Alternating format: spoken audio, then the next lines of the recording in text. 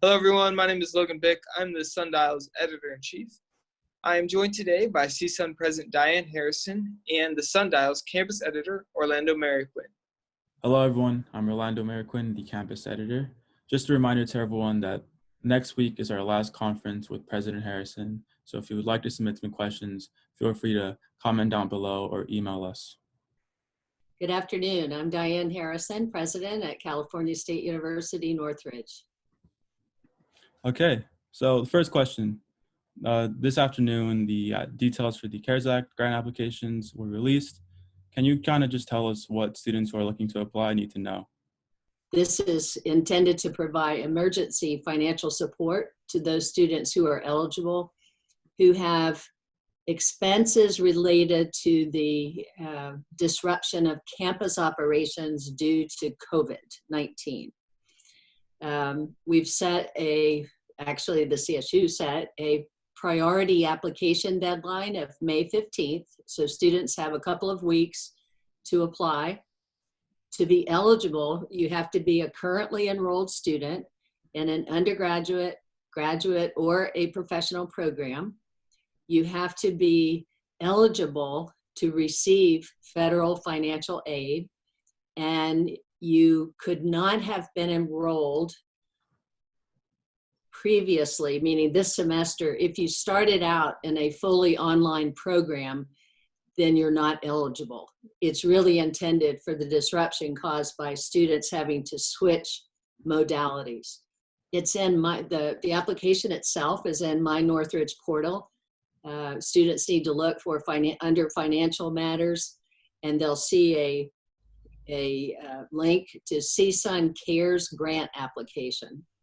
So a student who's eligible to apply can accept the approved grant amount, or they can also help us by providing a justification for potentially receiving a larger amount. If they had extreme or particular circumstances that they believe might warrant additional funding, they can make that case and apply.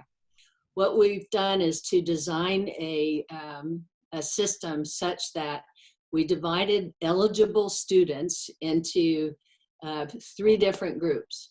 So we have those with the highest need, those with let's just call it medium need or less high need, and those who we would characterize as being in the lowest need group. Now, how do we decide who goes in which group? Well, most of the we have something that we use with financial aid that has to do with the estimated family contribution. And the lowest, obviously, is 0. So if a student has a 0 estimated family contribution, that's like you don't get any needier relative to the way these metrics work. So that is those students, and we have a large number, like over 11,000 students that we know this year currently enrolled fit into that high need category. That's the estimated family contribution, which is minimal, 0. And so those students would qualify for the highest amount of award, and that comes out to be about $968 per student. And then the second group is those who would have been, who would have qualified for financial aid, but who aren't in that neediest category. So you just keep kind of running the numbers. And in that group, we have, I think, the number is escaping me, but I think it's slightly over 8,000 additional students who qualify in that second group. And then the third group would be those who perhaps they weren't eligible for financial aid, or they didn't apply, but now their situation has changed dramatically, family or person-wise, and so they have an opportunity to apply as well. And those grants are in the slightly over $300 range.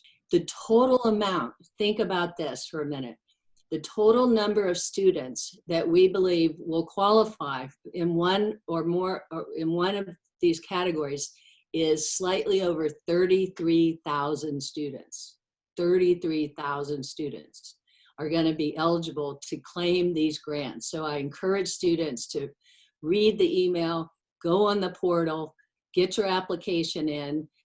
We're hoping and anticipating that the processing, once a completed and correctly submitted application is received, we think at the outset it would take 7 days. It could be shorter, but I don't want to build up expectations, and people are looking in the mail every day. But at the outset, 7 days before students would actually receive their money. And the money will be distributed in 2 ways. The first way is through direct deposit. And most of these students already have their bank information, their routing numbers, and so forth in our records, because most of these students had received financial aid. And second, if we don't have that information, or somehow they can't put that information into the system, they would be then issued checks in the mail. And this is really important. It will be mailed to the most current address that we have. So if you've moved, or if you have changed your address, you need to make sure that we have the current address.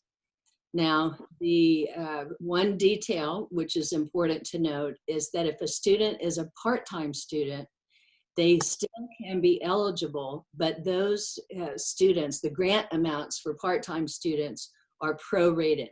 So they would be just about half. So that's how that works. And we'll see. Yeah. Just to clarify, there's nobody getting more than $968, correct? Oh, I'm sorry. I left out a very important point. Remember I said, when a student applies, they can go on and see what they're eligible for, but they can either accept the grant amount that they're eligible for, or they can provide justification for why they need some more. And, you know, it's not just a, well, that's not enough. You know, I need 5,000. You really have to make the case for what is it about your situation that might justify. And when a student does that, those applications for additional funding will be reviewed. We've got a whole team of people trained and ready to review these requests. So do you guys have a limit of the maximum amount of money you can give to one student? We haven't set that. Okay. And we've only set that ceiling for the typical, what I might call the baseline awards. We did try to reserve a little bit of that money for these special cases that would be made. On the note of the CARES Act, yesterday, the Department of Education released details on additional money through that act. CSUN qualifies as a minority serving institution. I think we're going to get like $3 million. Just wanted to know, because there is no exact stipulation as to, you know, that money has to go specifically to students. Just wanted to know if we've accepted that money yet, and also how it would be allocated. Would some of that go to students, or would it go just to the institution? Yes. The way that we haven't processed that yet, so we haven't received that. We have the same information as you do, only it was 3.3 plus million, not too much more. On this pot of money, it's almost like with the first CARES amount of money that we got, they divvied it up between one half going to students and one half going to the institution. In this one, it's a much smaller pot of money, but it basically you can use for either one. You can use it for institutional purposes, but you can also use it for students. My intention is, at a minimum, we use the majority of that money for students, because you heard the numbers that I just gave you. You know, we have far more need than we have money to distribute.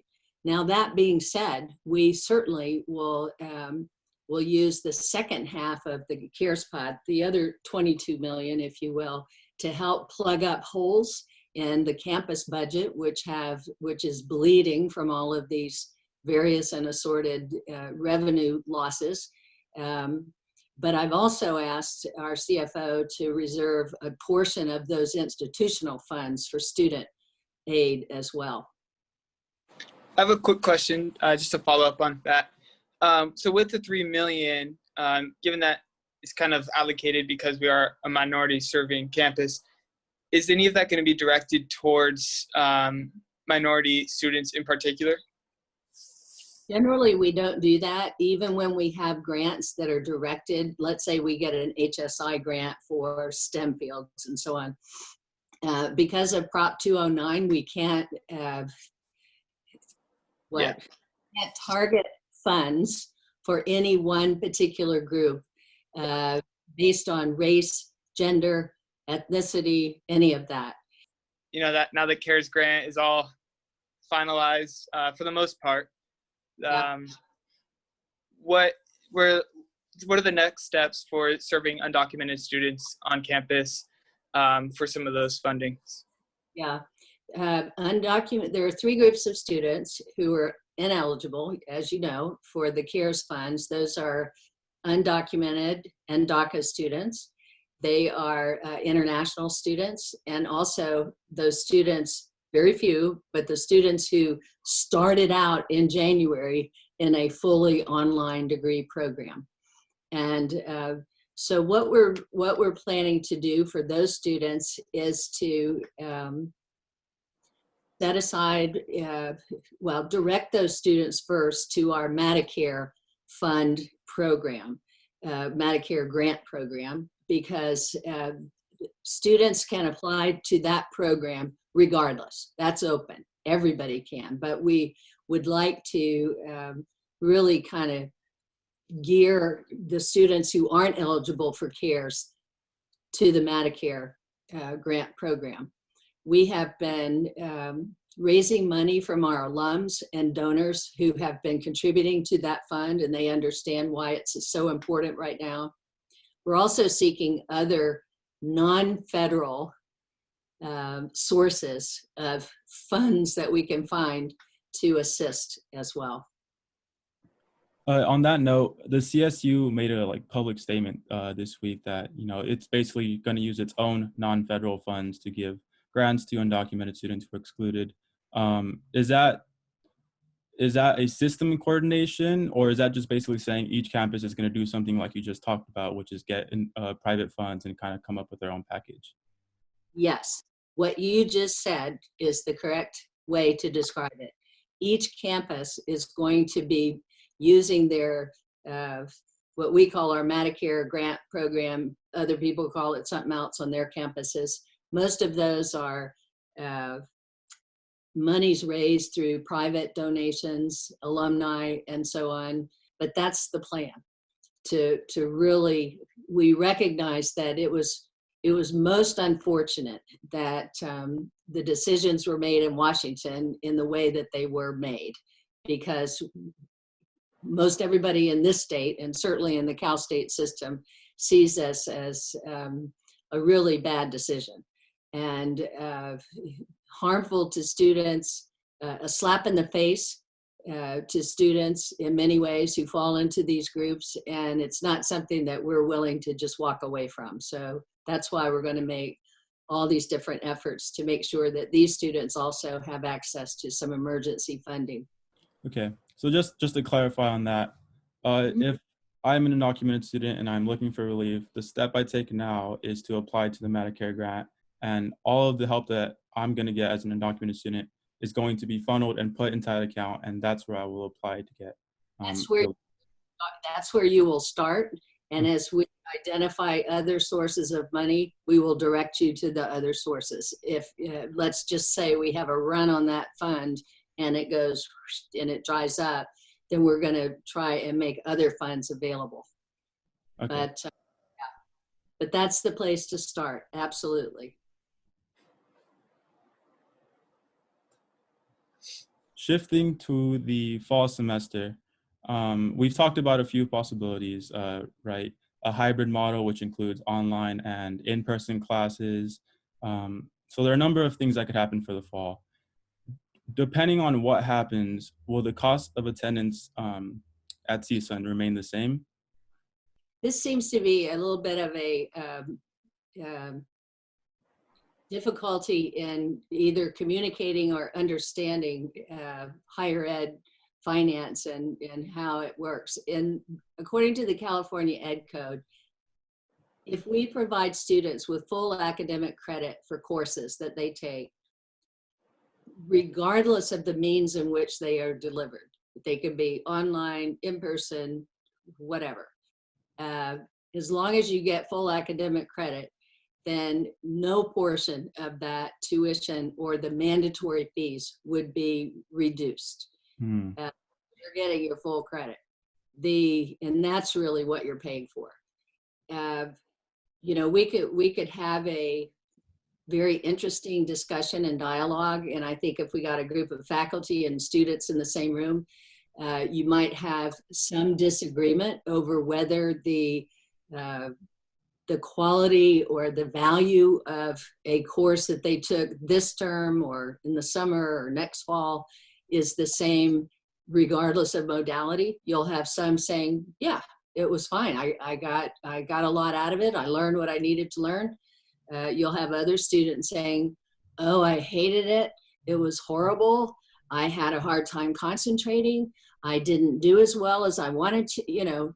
And then you'll have faculty also on both sides of that equation. So it's really difficult to suggest that because something is either online or virtual, that it's different. What we're concerned about is what are students learning?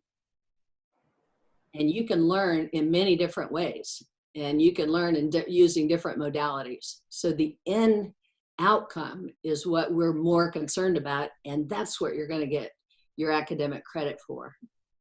Yeah, and what you just mentioned about potential disagreements on you know, whether or not modalities can mean a different quality of education or not. Certainly a lot of, when we go out and we ask people for questions and students, a lot of what we get is exactly that disagreement, that they think or they believe that basically a virtual modality of a service that they typically pay for or education isn't the same. So they would argue that they should pay a little bit less.